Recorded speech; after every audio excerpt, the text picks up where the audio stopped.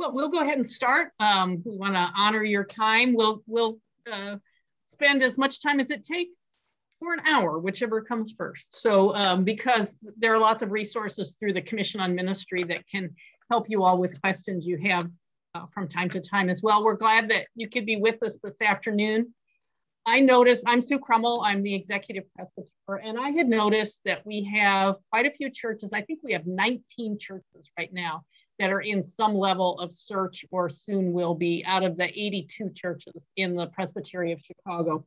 So, you know, it's 1/4 of our churches are in a search mode right now. And I noticed that some churches have been searching for a while. So I thought we would gather the brain trust on this in the Presbytery, which is you, since some of you are dealing with this on PNCs right now, and members of the Commission on Ministry, whom I will introduce to you in just a minute. But let's join in prayer together, and then let us pray. Eternal God, we thank you for your guidance in all parts of our lives, especially as each person on this screen has been called to special leadership as churches seek new pastoral leadership. We pray that you'll be with all of us to be open to your leading and to the discernment that is so important in this process. We pray these things in Jesus' name. Amen. So I'll introduce you to members of the Commission on Ministry who are here with me and to a resource that you might not know about. So first, I'll introduce you to that resource because she's here not mostly because of that, but because her church is searching as well. Sandy Zealous is our former moderator of the Presbytery. She is also a professional editor. And so she is available to you. The Presbytery pays her for this service, not very much, but we give her a little something. You know, she wants a lunch or something maybe after she does it. She is available to edit your ministry information form before, if you are in a church that has not submitted yours to Church Leadership Connection yet, Sandy can edit it for you. And she's looking at it as a Presbyterian and as an editor. So she can really help you get some things in order because of course you're in your ministry mission information form, you want that to be your best case forward. So she can help you with that. Also on the screen are Julie Peterson, who is the moderator of the Commission on Ministry, Beth Wagner, who is a member of the Commission on Ministry for another few weeks. Beth is moving, but Beth has been our specialist in transitional ministry and has helped PNC's pastor nominating committees as they've been preparing to and then searching. And Erin Marth is here, who is going to be a new member of the Commission on Ministry. She also is an interim pastor, as Beth is, and Erin will be taking over Beth's duties as the person who helps churches that are in transition. So we really appreciate her willingness to take over those duties for the Commission on Ministry. And now if you could introduce yourselves and tell us which church you're from, that will help us, and then we'll proceed from there. So I'll call on someone, then if you can call on another person. An easy way to do this. So Paul Smith, what church? Tell us who you are and what church you're from. Hi, I'm Paul Smith. I'm with Highland Park Presbyterian Church in Highland Park. And I'm the moderator of our PNC. Our PNC was installed and started on July 1st. So we're fairly early in our process. We just posted our MIF a couple weeks ago, and are in the midst of reviewing our very first batch of matched PIFs. So we're early in the cycle. And I see one of my my fellow PNC members, Janet Crabbeal-Parachi, is on, so I'll call on her next.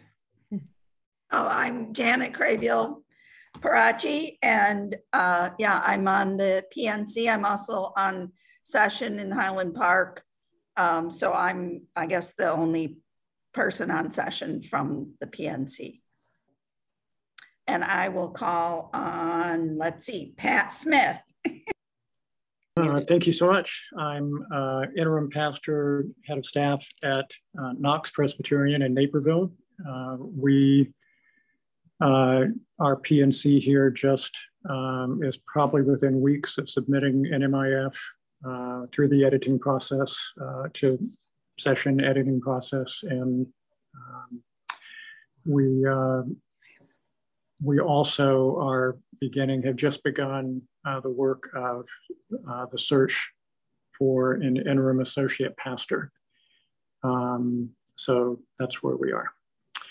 Let me call on Jeff Hill. Thank you, Pat.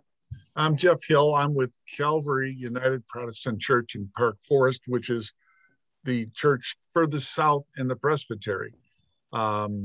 We are currently have our MIF out there. We have interviewed several people. We are also in conjunction with First Pres in Homewood and looking for a yoked pastor, which is very interesting and at times a little frustrating. But unfortunately, Lori Ulrich, my counterpart over at First Pres, couldn't be with us. She's on vacation. And in addition, I am also a member of the committee on Presbyter. COM. Right. There you go. There you go. I think I'd turn it over to Michael Dover, if you would, please. Sure. Mike Dover. I'm with Christ Church Presbyterian in Hanover Park. So Pastor Aaron is our current interim pastor. I'm not on the PNC. I am on session, and the our PNC has kind of stalled. We went through the New Beginnings process earlier, or a year ago, and are trying to start new ministries, and we're kind of taking a step back. We just created a task force to really determine exactly what the next steps are for the church and what we need specifically for a pastor. So some of us are doing that work before the PNC can kind of re-engage and write our MIF. And I'm not sure who else need to be called on. I haven't been paying good attention. Sandra. Hi, I am Sandra Kappmeyer. I am from Riverside Presbyterian. I am an elder and I am on the interim search committee. We're pretty deep into this, and we have one appointed member of the committee to be the contact person with Presbytery, and I am not she. So there may be something more up to date than what I can tell you. We, the committee, have done everything that we can do, right on down to checking the references, and we know we would like to extend the offer.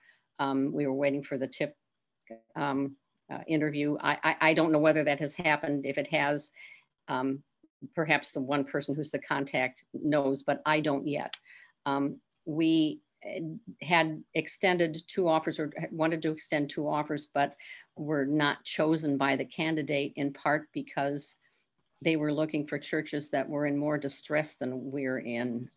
It seemed at first to be almost counterintuitive, but we're in pretty good shape in a lot of respects. And they, it's not what they were looking for. So we're kind of worried that this hasn't come to fruition yet, but maybe something has happened in the last day or 2. I just don't know. Is there anyone left who's not? Okay, I didn't have to see your name, Karen. Okay, yeah. Hi, I'm with the Wildwood Presbyterian Church in Gages Lake, Illinois. I am the moderator for the APNC. I'm also in session. We are knee deep in recruiting, I guess you could say. We had a few candidates we liked, but they accepted other offers. And we're just hoping that there'll be a match here soon for us. So. I'm just going to jump in. Yeah. As Sue said, I'm here, and really the main reason I was here is because I'm clerk of session at St. Luke Church in Downers Grove, and we have not yet named or whatever our PNC. We've had some issues with our nominating committee this past year, and so we're just trying to get the nominating committee up and running. But we've had an interim pastor since January, and that's going really well. And I think there's a sort of a feeling of, well, why should we rush? Because things are going well. And it's like, so, but I'm here to represent St. Luke. Great. Thank you all. I think that's everyone. Is that right? Okay, great. So what we're going to do is I'll give you a few little tips that I know about for searching. Beth will also, because Beth has herself just been in a search. She just has a new contract as a transitional pastor somewhere else. So she's been on that side of things. And then I think each of us will just take a couple of minutes to do that. And then we want to hear what your concerns are and see how we might be able to answer those. One of the things you heard your colleagues here say is, oh yes, we found a candidate we liked, but they went somewhere else. So a big thing you need to remember when you're searching is that the candidates are also making decisions. It's not just that candidates are out there waiting for you to ask them and they will say yes when you finally ask. They are also juggling a lot of things because they need a job. So they often have more than one church with whom they're talking at the same time.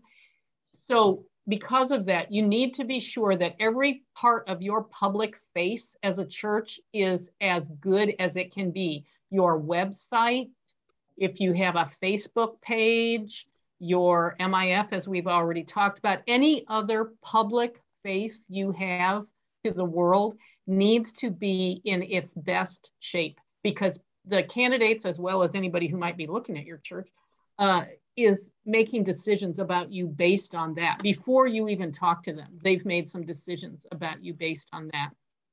You also need to be sure you stay in contact with candidates.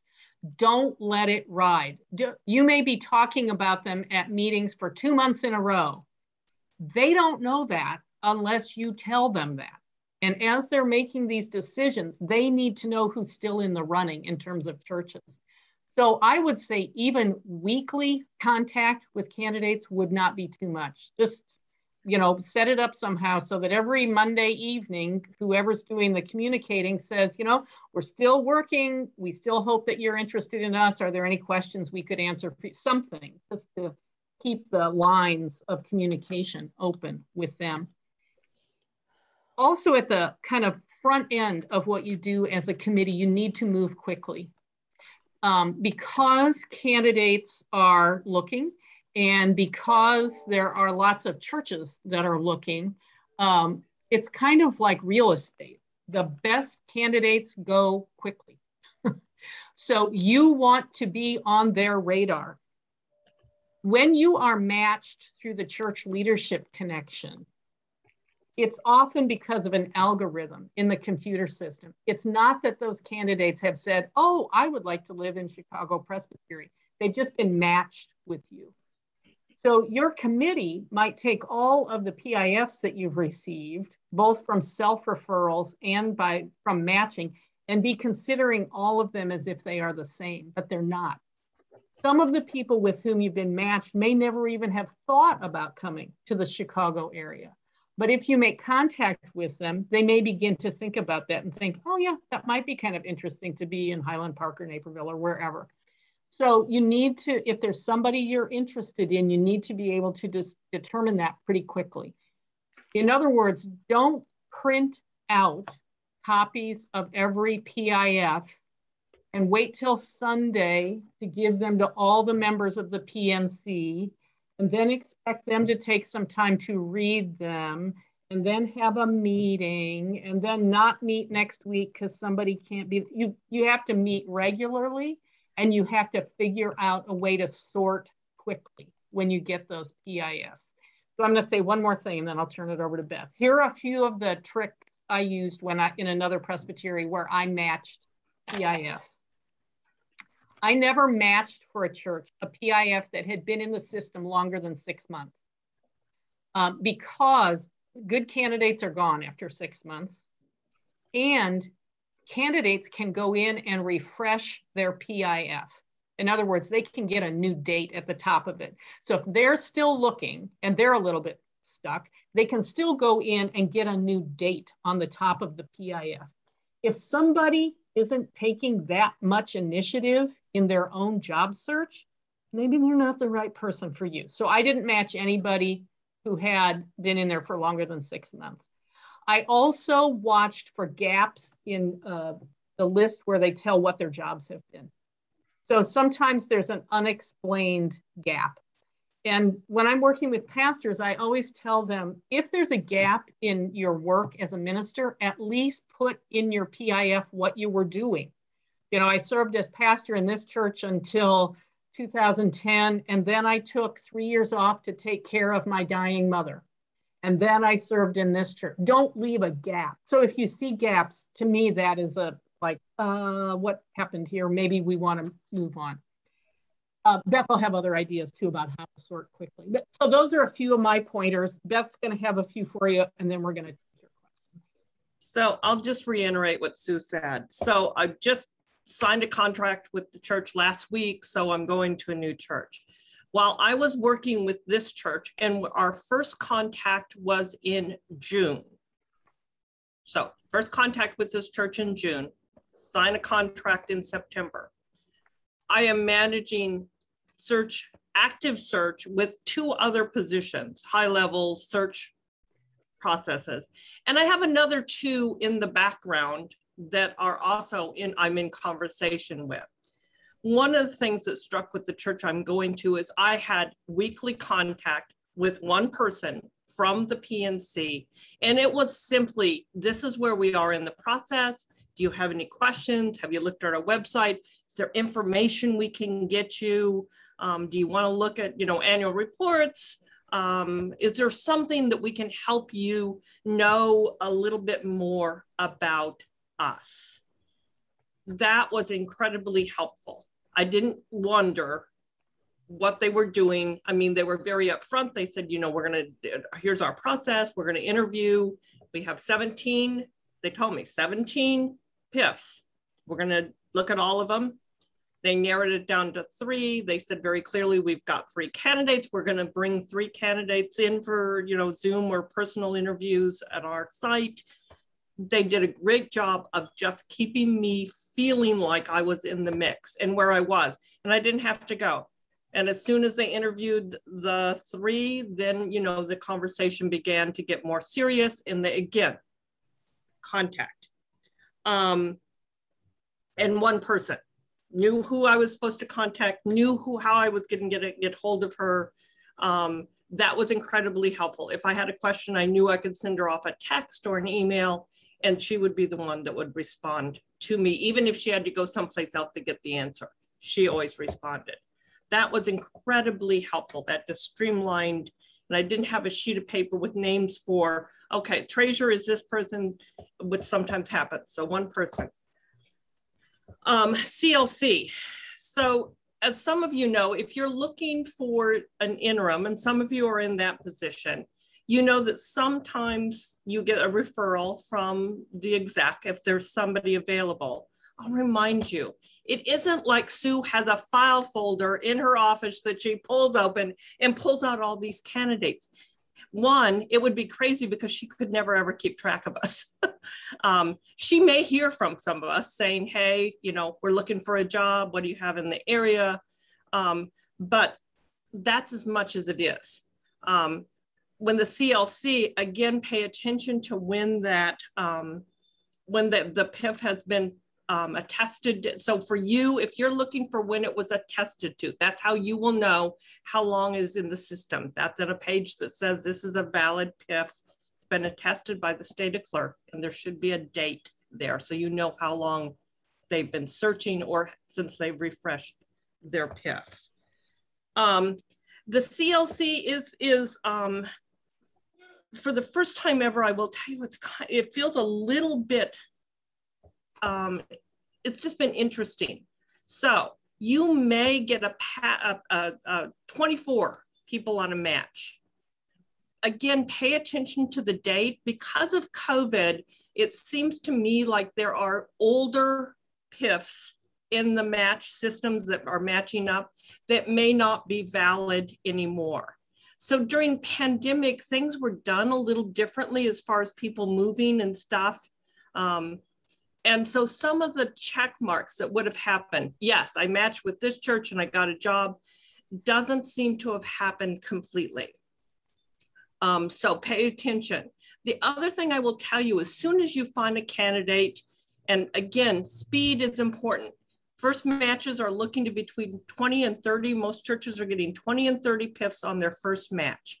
You must speed read through. So I always say, do a quick read through, start with the statement of faith. If it's something there, put a mark on it. That's the pile you start with. You don't read every PIF from start to finish on your first read. If you do, you will miss the opportunity because people are moving incredibly fast. It used to be, we said, you know, pastors, if you want to move, look a couple of years ahead of time because it's going to take you a while. That is not the case. Pastors are moving in a matter of months now. So things are really hot. And that, again, I'm thinking it's the pandemic. You know, a lot of people kind of settled and stayed during the pandemic time as pastors didn't feel like the right time to move. But now people are moving. So figure out a really quick system to run through that first match, no matter what it looks like. Read really fast. If you get a match, it's a thumbs up or a thumbs down. Don't labor over any PIF at that point in time. Then immediately send an email, and I will say email, to the candidate and say, we've been matched. Tell them a little bit about yourself. Make sure you tell them the church name, tell them where you are located. Because my friends, while we could go in and look and see, most of us are not paying attention to where we're matched because we're matched daily. So you're going to have to give them a piece of information, give them your website address, absolutely important. If you're active on Facebook, if you're putting up worship services on a regular basis or have a really way of keeping your congregation informed via Facebook, make sure you include that link for them. Those are really helpful. And then say, let us know if you're interested. Now, if you don't get a response back, my friends, put it in the other pile. I hate to say this about my colleagues, but some of them there's a lot going on. So if they don't respond, know that that basically is a So don't belabor over that person, put it in another pile and move to the next. It's just a really thing. So once I will tell you the CLC seems to be full of, you look at the numbers and you think, boy, there's a lot of PIFs in the system. Part of that is, I think, has to do with the pandemic. So don't think that there's just a plethora of pastors looking. I'm not sure that that's the case right now. There are pastors looking. I don't think there's a huge amount looking. But here's the other thing. There are other ways. First of all, remember, we are in relationship with 3 other denominations, of which pastors move seamlessly through that. So you can look at pastors in the Evangelical Lutheran Church. You can look at pastors in the Reformed Church of America, and you can look at pastors in the United Church of Christ. We are in full communion with all those churches, and we move seamlessly. Other denominations, not so much. But those you can. So if you're feeling stuck, you may want to kind of check around and figure out if there's some resources that might be. Some of the things I'll remind you to sell Chicago. One of the best things you can say about Chicago is if they have a trailing spouse.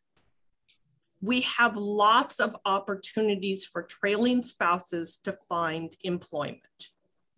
And that's not true every other place. They're going to a small community in central Illinois, not so much. So that's a big thing to remind them that we have a really large area where a spouse can find a job. We have lots of different styles and affordability of housing if there's not a manse. So that if they want a townhouse, they could have a townhouse. If they wanted this or that, we have that in the Chicagoland area. They can probably find what they're looking for. We're selling, you're selling yourself. This is a marketing job right now. So figure out with the marketing. Again, it's also a really tight market. You can also do things if you want to, and I've been seeing a little more of this, ads in Presbyterian Today, Presbyterian Outlook, or in Christian Century. You can, as a church, take an ad out, and if you pick up any of those, you'll see in the back of the magazine, you'll see ads from churches looking for. If nothing else, pay attention to how they're selling themselves. That might be helpful for you to see what they're highlighting as they try to get somebody's attention. There are some Presbyterian groups on Facebook too, where I've seen people advertising their open pastoral positions. Yeah, so again, think of it from a marketing point of view. Those of you just getting ready to start your search, really pay attention to making that entry into the search as efficient, as fast as possible. Figure out how you're going to score them and how you're going to read them. And if somebody says, I need 3 weeks to read 40 PF, say, no, you don't. Do a quick read, and it's just, this feels like somebody I want to talk to. This doesn't feel like somebody I want to talk to. Let me look at my notes. Yeah, and again, selling packages. So for Chicago, one of the selling packages may be, we do have a manse. So you can have a house in the community where the church is located. So that might be a selling package. Point, kind of find out. Chicago's market is a little bit expensive for pastors, so pay attention to that unless that's a thing. Yeah, and make your package sweet. I know that's hard to hear, but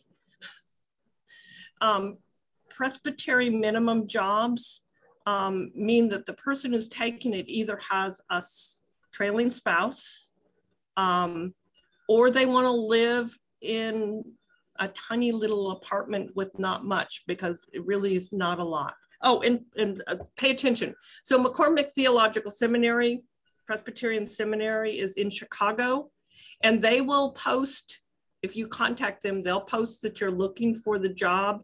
Particularly if you're looking for a new call pastor, they will let their senior graduates know that you're looking. But you can also get in contact with the alumni office if you're looking for a more seasoned pastor. But the other seminaries, so there's a ELCA seminary in Chicago, as well as the United Church of Christ seminary. So also resources available for you to get creative. Okay, that's me. All righty. So what questions do you have? And remember, there are members of the Commission on Ministry here too. So you can, if there are comments you want to make back to the Commission on Ministry or something, you can do that. But what questions, comments, anything? Yes, Sandra. This may fall into the category of things we should have known when we started. But when you made the observation that there are self-announced past candidates and matched ones, is that something that should have been apparent to us when we took our first stack of 20? Was there a way for us up front to, and if not, is there a way to flag them? Because you're right, there is a lot to read. Even if you do a quick read, some of these things are 8, 10, 12 pages long. And having started, very often we started with reading the statement of faith first and didn't feel we gleaned enough for it. You almost feel driven to get in a little bit more to give the candidate a fair chance. So is there a way to determine whether, because we had chosen out of the first batch, we chose 6 candidates, 3 of whom said, well, we really don't have any interest in coming to the area. Right. That would just help a committee greatly, I would think, if there's a way to categorize them at the presbytery level. Is there? I get notices when you get a self-referral, but I think when you get them, I don't know whether, do you know anybody? Yeah, because I don't ever look at it from your end. No. I can answer that from your perspective, because we just went through that this week. So you will get an email, or whoever is designated for your PNC, you will get an email every time you have a match. So you probably got an email that said you have, there has been a match. if you get a self-referral, you'll get a different email that Right. will say you have received a self-referral. It actually says that? Yes. Oh, okay. I'm not the chair of the committee, so it wouldn't have come to me. Oh, okay. The other way so you could ask the other way you can tell is if you're in the CLC and you're looking at all of the PIFs that have been matched with you. On I think it's on the right-hand side. It says like the source, and if it was matched through the CLC, that source will start with the letter CLC, and if it was a self-referral, it will look different. I think it has like the PIF number or something like that. Oh, okay. Well, this would be helpful, especially to committees just starting out, because we may have observed that, but not known what to infer from. Right. Yeah. Okay. Thank you. Yeah, Jeff. One of the things that we are coming up against is we have put down 0 to 2 years experience. And all of the candidates that we have been looking at have been 5 years, 10 years, 20 years. Nobody out of the, and I think Beth already answered this question. We have to send our MIF or the MIF to the seminaries to have them post it, or so the CLC would not necessarily have that information. No, they don't at all. So if you are interested in a first call pastor, send it to the seminaries. The other thing I will tell you is, so watch the Commission on Preparation reports, because they will tell you which candidates are currently under care that are ready to receive a call. You can reach out to those candidates knowing that they're already living in the Chicago Presbytery area and maybe they want to stay. I'm sorry. Well, you can also get in touch with the moderator of CPM, which is RJ Kang, or ask Dennis Cobb for the latest report. I think they had a full report in the September Presbytery meeting. I know they had one in May. So yeah, that's another way to look. Okay. I have a question about the trailing spouse. When you're talking about that, are you talking about any spouse who may be looking for any type of job? Right. Because I've seen PIFs where their spouse is another clergy person. And then I'm wondering, is that other clergy also in a search? And, would they come without their spouse? Because they're not marking, yes, I want to be co-pastors, but anyway, you speak to that at all? Yep, I'm half of a clergy couple and have been for, I don't know how many years, 45 years or something. And so sometimes when we have looked for jobs, it's been one or the other's turn.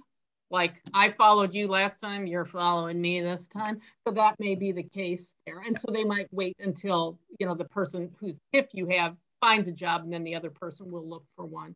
But I think what Beth was referring to mostly was, your spouse is a scientist and they're going to end up at the lab, by Western Springs, or they're a nurse or a teacher or something. There are just more opportunities in the Chicago area than there are in Bushnell, Illinois, for instance, or someplace like that. And also, so Sue reminded you, 18 churches in our presbytery under search. So if you see somebody like that, that's a pitch. So, and by the way, there's a lot of churches in the presbytery looking for pastors right now. So perhaps your spouse would be interested as well, because we know there's lots of positions open. I have a question. Beth, you mentioned the 3 sister denominations. Yeah. How would we take advantage of that or make our search known to them? So you can do it several ways. I oftentimes say, if you've got a neighboring church like a UCC church in your neighborhood, pop on down to the pastor and say, hey, by the way, we're in search. Can you put us in contact with the person that handles that for the UCC or the ELCA? Right. It actually works better if you can get on the inside and get a connection that way than somebody like Sue or I trying to get in. So just go visit, and they have as many churches around as we do. I mean, in every community I've been in, those have been the other churches in the neighborhood. Or if you have a pastor that's active in a clergy group in the community, have your interim transitional pastor take copies of your MIF with them to the meeting, or send it via email and say, the church is in search, we're looking for people. Yeah, Julie. The other thing that my brother's church did is they just actually called the local offices to the ELCA, and they're ELCA, and so they called the UCC church and the Presbytery office in their region, and actually got a better response from the outside ones, than their own organization. So it's okay to search for them on the website, find out where their regional office is, and just make a phone call, because you never know. Denomination you mentioned, the Reformed something? Reformed Church in America. So it's RCA. There aren't as many RCA churches in Chicago as there are UC. There are lots of UCC churches, right, and lots of ELCA. So Evangelical Lutheran Church in America, United Church of Christ, and Reformed Church in America. Reformed Church in America is a Dutch denomination. So just around the end of Lake Michigan is their home. In southern Michigan is where there are tons of RCA churches. Yeah. We have an RCA church in Downers, and a good friend of our congregation went to seminary to be ordained as an RCA pastor, but she found, because they're Dutch and still really conservative, she could not get a job with an RCA church. So she has been pastoring a different denomination. I don't even know what the denomination is, but there are RCA churches in the area, and if anybody wants to, some contact information, I could probably get it for you through this friend of our church. This has nothing to do with anything, except it was the comment that was made about checking the gaps in work history. I was on a PNC probably 12 years ago now, and if not longer, and we had a candidate we were interested in, and there was a 2-year gap.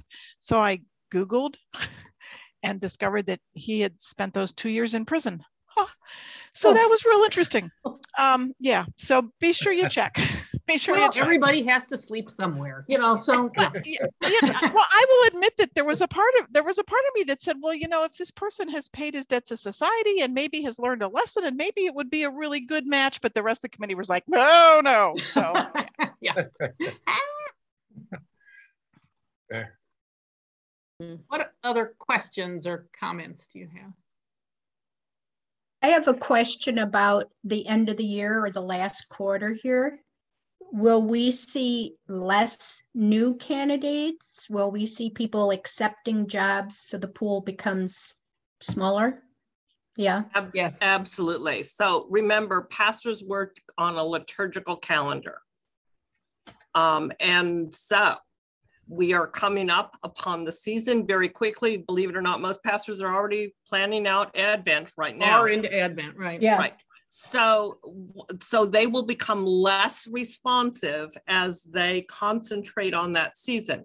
What will happen though in January, I always say, there will be more that will be coming into the system. Every pastor will go, I cannot do that Christmas pageant one more time, and they'll put their piff out. So know that it will get quiet. Most pastors would want to be in a church. So if you're in search right now, they'll be looking at getting positions. Some will come right up until the first Sunday in Advent. But after that, there will be no activity until January. That's a little different for transitionals. I will say transitionals kind of, while we pay attention to the calendar, we move in kind of different timings. So not always true if you're looking for an interim right now, but definitely called and installed. We see that pattern consistently. Right. I think a lot of pastors take the week after Christmas to write the PIF too. I've noticed that over the years, that because early in January there will be some, but really they can't concentrate. They know they're going to look, but they can't concentrate on it during Advent, and then they take that week off and kind of work on that. Plus, you really don't want a pastor who would leave their current call in the middle of December. Yeah. But, I mean, I just think that's something about the person. But anyway. What other questions, comments do you have? I will say we used Sandy's editing services, and they were much appreciated, and she was incredibly responsive and fast. So I would encourage anyone to utilize her. I have just a comment. Our church really would like someone with musical ability. And we found that we weren't able to get that as one of the competencies. Mm-hmm. I don't know if there is a way to do something about that now or for next year programming wise, because the committee, we were told that that was paramount for the job, that these people had to have musical ability. What do you think people mean by that? That they can read music, or that they sing or play the organ? All of the above. Mm-hmm. Will we give on some of that? I think we will, as we go through all these candidates and we just find that people don't have what we're looking for. They're far and few between.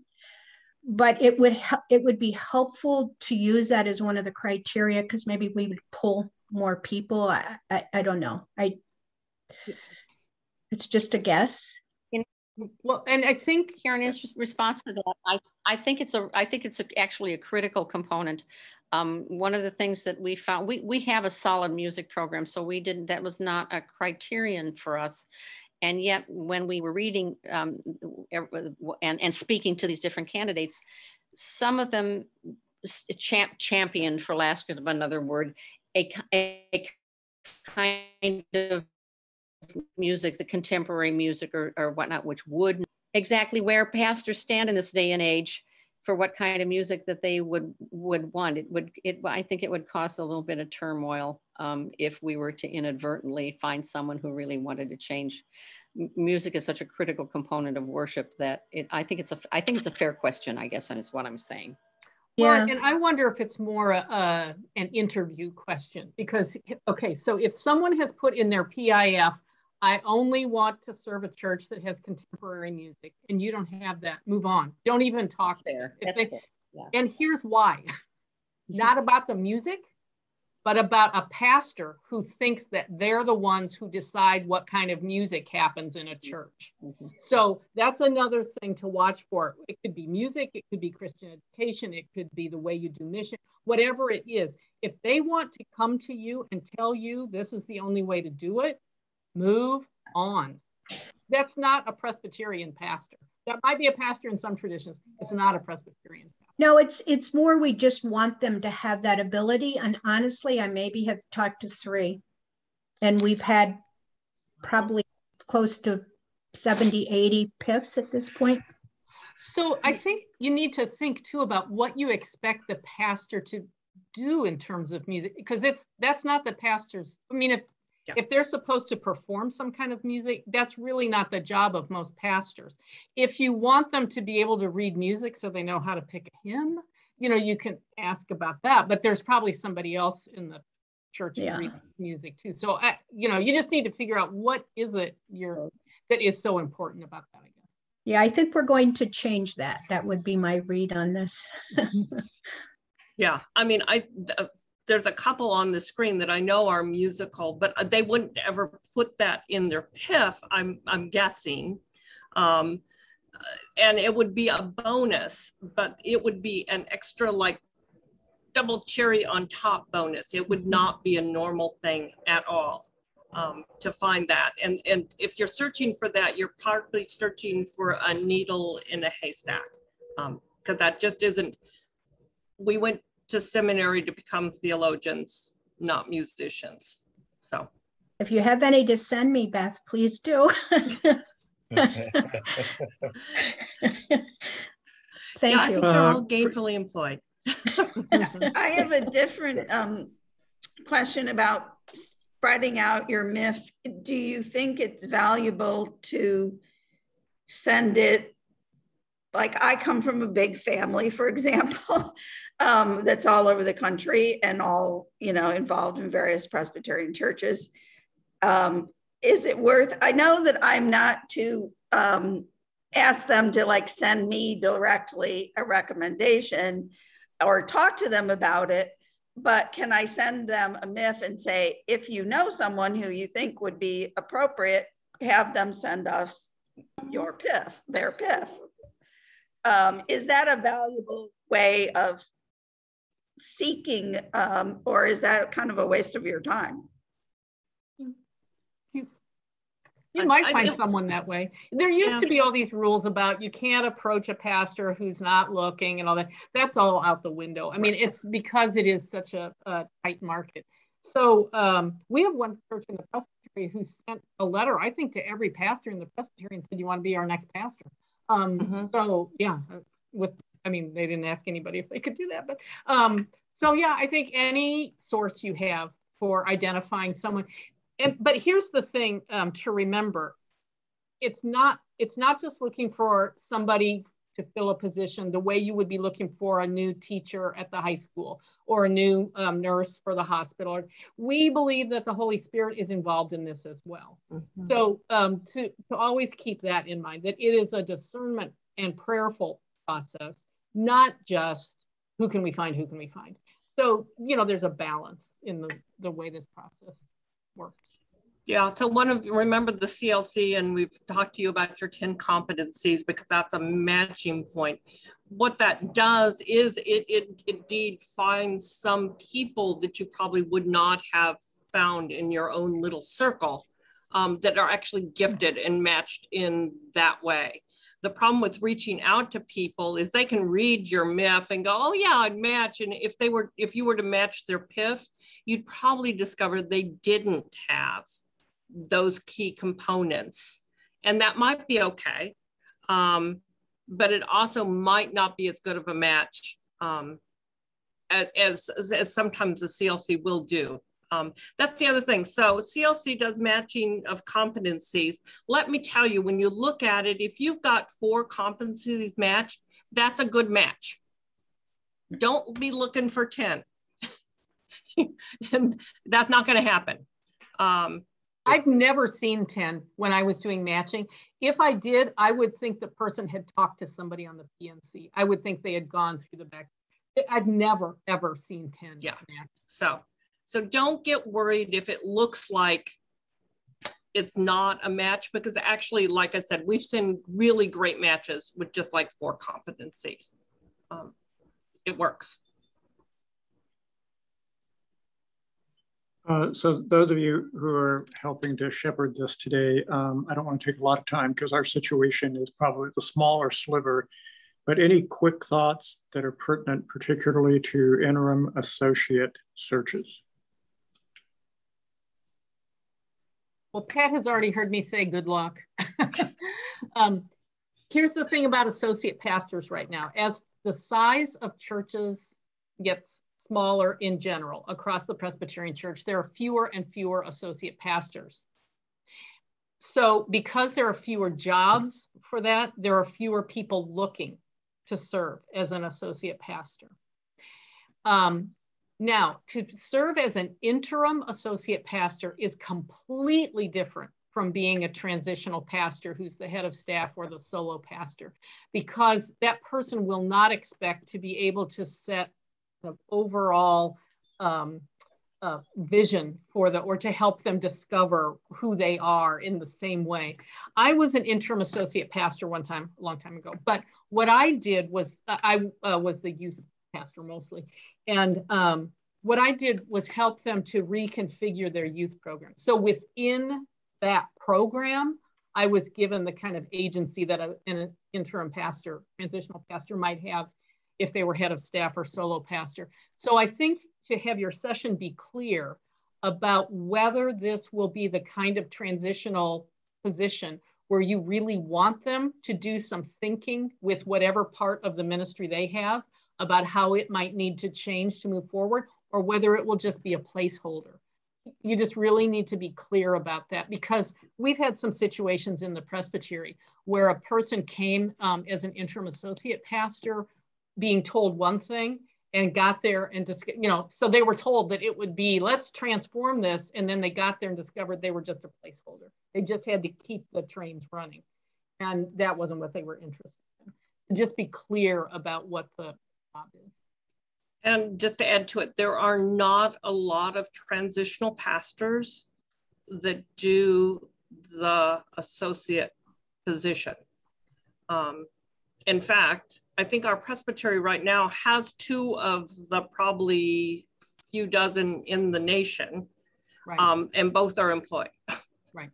So know that they may need to get creative on what they're thinking they're looking for, because most of us as transitionals are into the reason we're called to this kind of work is because we like to do the transitional work. An associate is a completely different animal.